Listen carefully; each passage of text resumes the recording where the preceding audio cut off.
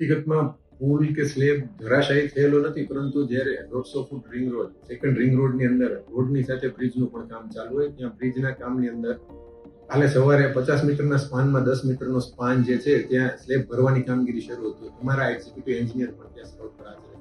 Slab ભરતા ભરતા જ્યારે નીચેના સપોર્ટ હતા એમાં સેજ ખસ્યો સપોર્ટ, એટલે સ્લેબ સેજ બેન્ડ થયેલો, એટલે અમારા એક્ઝિક્યુટિવ એન્જિનિયરે તે એમને સંપૂર્ણ દૂર કરવા માટેની સલાહ આપેલી હતી અને એ પ્રમાણે સૂચના મુજબ જ તે એ સ્લેબને આખો હટાવી લેવાની કામગીરી એજન્સી દ્વારા કરવામાં આવેલ છે અને ત્યારબાદ નવેસરથી શરૂઆતથી એ સ્પાનની કામગીરી શરૂ થશે.